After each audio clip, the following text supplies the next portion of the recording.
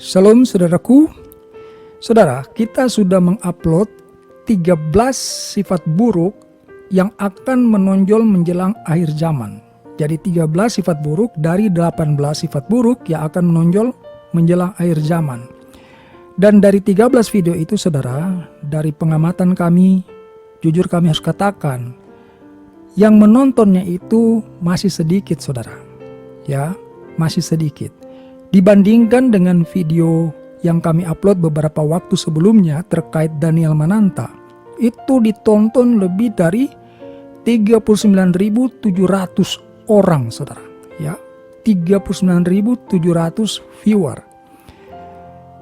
Dan ini memberi kami semacam keyakinan bahwa apa yang Tuhan firmankan itu memang tepat sekali saudara. Ya, karena apa?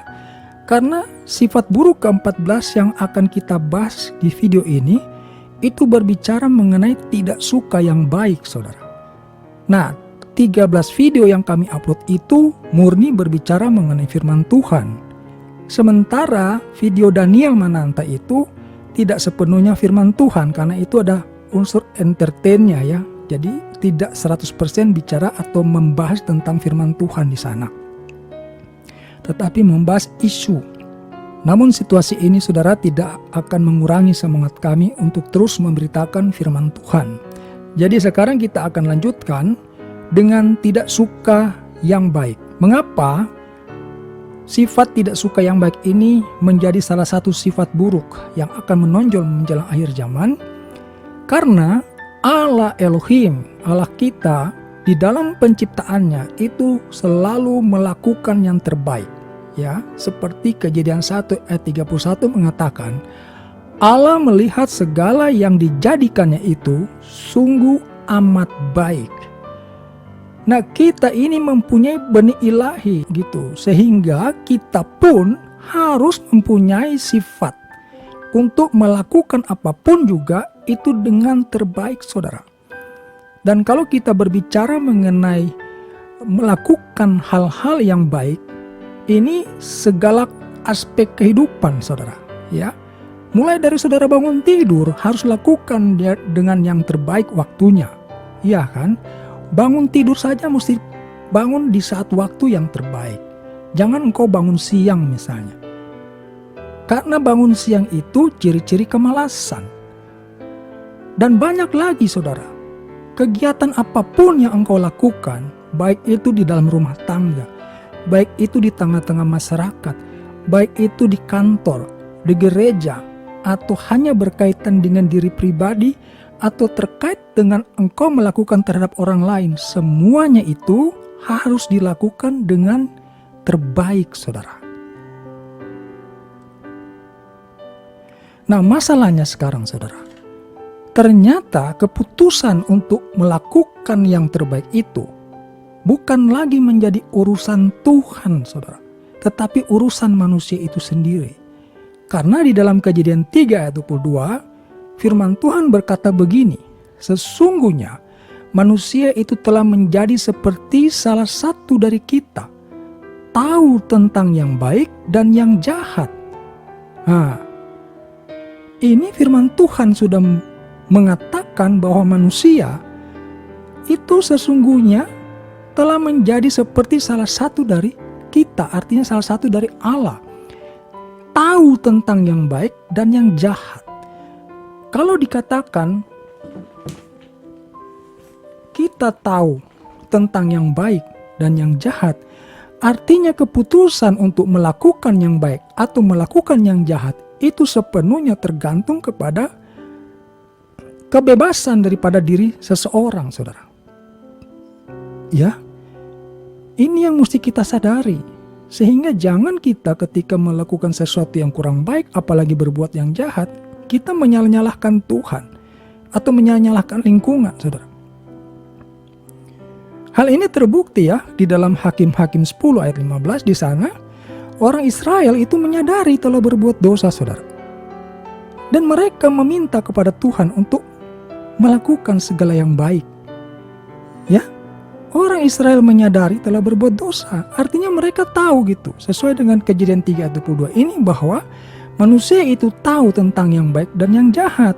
Maka di dalam Hakim-Hakim 10 ayat 15 dikatakan di sana, kata orang Israel kepada Tuhan, kami telah berbuat dosa, lakukanlah kepada kami segala yang baik di matamu.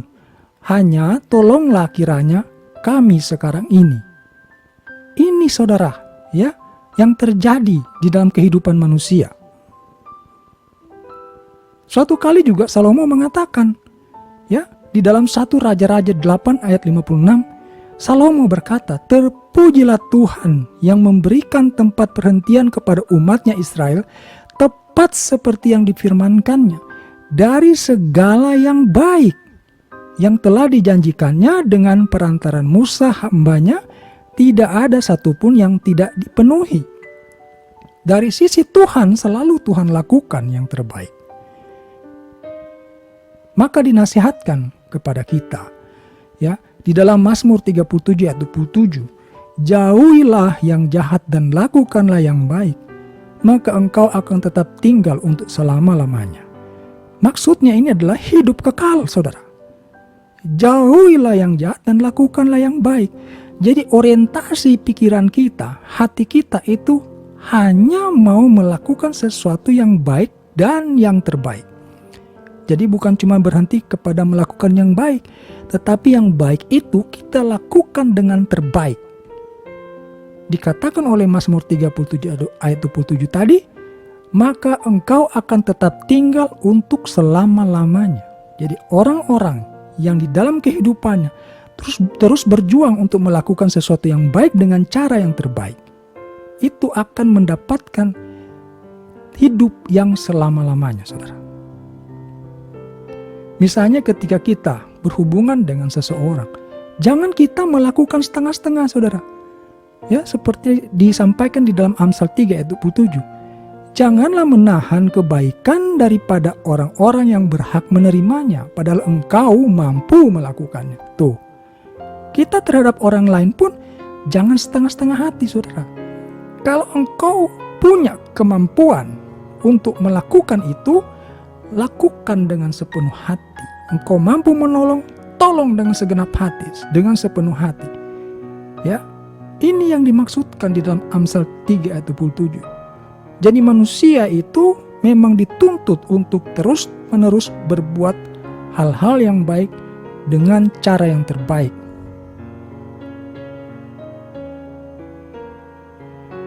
Karena di dalam Lukas 6 ayat 33 dikatakan di situ, sebab jikalau kamu berbuat baik kepada orang yang berbuat baik kepada kamu, apakah jasamu? Orang-orang berdosa pun berbuat demikian. Alasannya kenapa kita itu di dalam keimanan kita oleh Tuhan memberitahukan kepada kita bahwa kita ketika berbuat baik itu pun konsepnya berbeda dengan orang-orang yang tidak mengenal Yesus. Karena Yesus mengajarkan kepada kita, bahkan terhadap musuh pun kita harus berbuat baik. Ya, Lukas 6 ayat 35. Tetapi kamu, ini perkataan Yesus, kasihilah musuhmu dan berbuatlah baik kepada mereka, dan pinjamkan dengan tidak mengharapkan balasan. Maka upahmu akan besar, dan kamu akan menjadi anak-anak Allah yang maha tinggi. Kalau dikatakan kita dengan berbuat baik seperti yang Tuhan Yesus maksudkan ini, kita menjadi anak-anak Allah. Pertanyaan saya, di mana tempat tinggal anak-anak Allah itu? Tidak lain adalah di sorga, saudara. Ya, tidak mungkin Allah Bapa kita ada di sorga lalu anak-anaknya tersebar di mana-mana. Ya, maka firman Tuhan ini menegaskan kepada kita, maka upahmu akan besar dan kamu akan menjadi anak-anak Allah yang maha tinggi. Ya, itu saudaraku yang akan kita terima.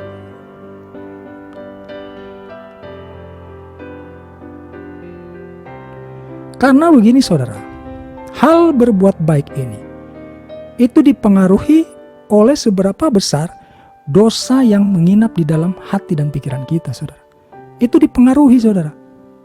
Orang yang di dalam hatinya itu memiliki dosa, saudara, itu cenderung akan melakukan hal-hal yang terus-menerus tidak baik, bahkan jahat, saudara. Ya, orang yang di dalam hidupnya, ya, masih mengandung dosa, itu akan cenderung melakukan sesuatu yang kurang baik, bahkan berbuat jahat. Seperti dijelaskan di dalam Roma 7 ayat 19 dan 20. Sebab bukan apa yang aku kehendaki, yaitu yang baik, yang aku perbuat, melainkan apa yang tidak aku kehendaki, yaitu yang jahat yang aku perbuat. Jadi jika aku berbuat apa yang tidak aku kehendaki, maka bukan lagi aku yang memperbuatnya, tetapi dosa yang di dalam aku, ya, tetapi dosa yang diam di dalam aku.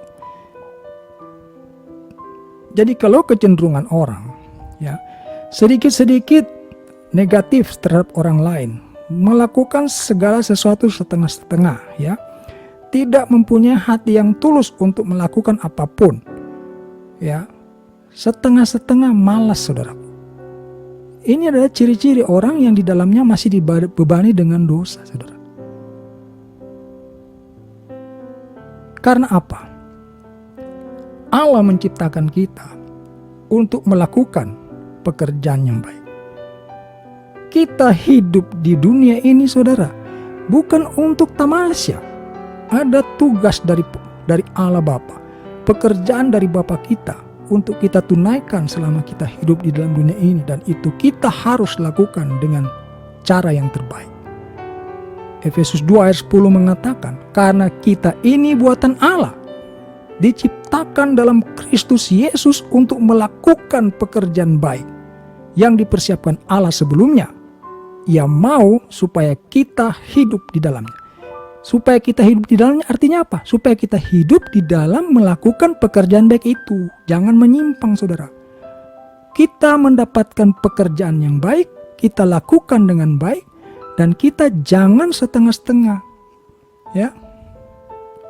Jangan menyimpang.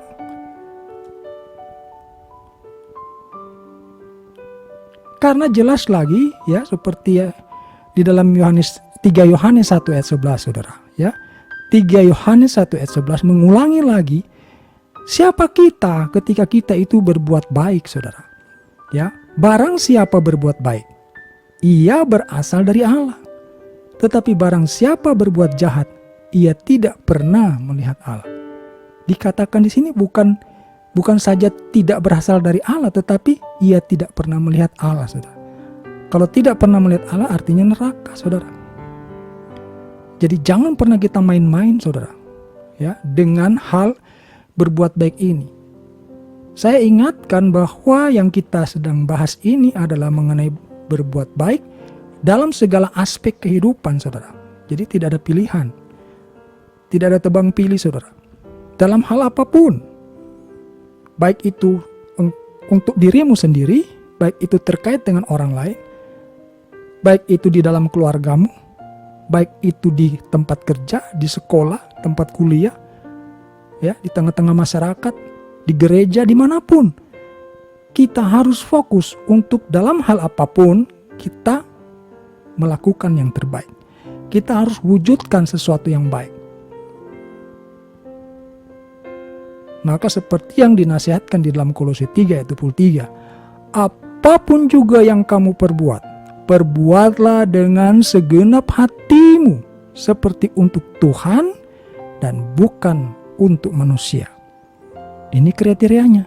Jadi mulai hari ini saudara mulai berpikir ketika hendak melakukan sesuatu, seperti dikatakan di dalam Kolose 3 ayat 23, apapun juga, ya, apapun juga, tidak terkecuali, ya, apapun juga yang kamu perbuat, perbuatlah dengan segenap hatimu seperti untuk Tuhan dan bukan untuk manusia.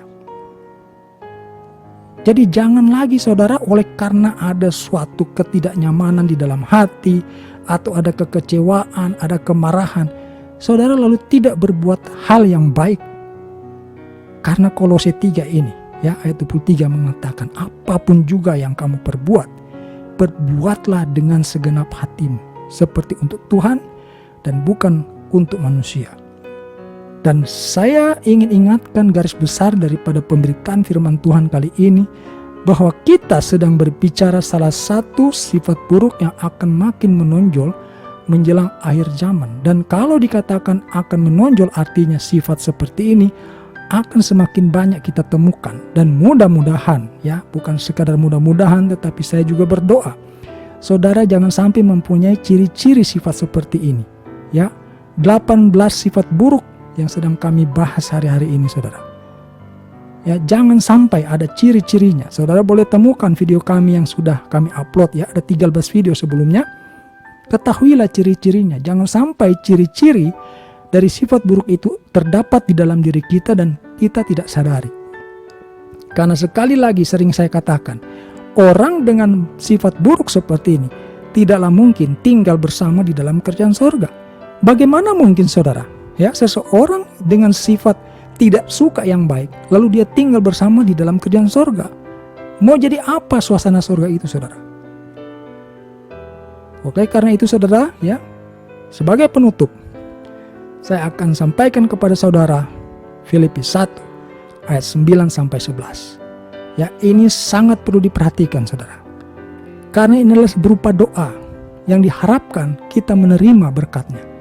Yaitu dikatakan di situ, semoga kasih-Mu makin melimpah dalam pengetahuan yang benar dan dalam segala macam pengertian, sehingga kamu dapat memilih apa yang baik, supaya kamu suci dan tak bercacat menjelang hari Kristus, penuh dengan buah kebenaran yang dikerjakan oleh Yesus Kristus untuk memuliakan dan memuji Allah. Saya ulangi sekali lagi, semoga kasih-Mu, kasih saudara dan saya, itu makin melimpah dalam pengetahuan yang benar. Jadi kita harus mulai mendengarkan hal-hal yang benar. Dan hal-hal benar itu dimulai daripada firman Tuhan, saudara. Bukan daripada hoax dan gosip. Bukan hal-hal yang menarik enak di telinga, saudara. Ya, di sini dikatakan, semoga kasih-Mu makin melimpah dalam pengetahuan yang benar. Artinya, yang berdasarkan kebenaran firman Tuhan. Dan dalam segala macam pengertian. Jadi kita ini harus mempunyai pengertian. Bukan ego kita yang kita kedepankan. Tetapi pengertian, memahami. Ya, memahami orang lain. Sehingga kamu dapat memilih apa yang baik. Supaya kamu suci dan tak bercacat menjelang hari Kristus. Penuh dengan buah kebenaran yang dikerjakan oleh Yesus Kristus untuk memuliakan dan memuji Allah. Demikian, saudara, pemberitaan firman Tuhan kali ini. Kiranya memberkati saudara, dan terima kasih saudara sudah memberikan perhatiannya pada pemberitaan firman Tuhan kali ini. Kita akan lanjutkan pemberitaan Tuhan berikutnya pada sifat yang ke-15. Haleluya.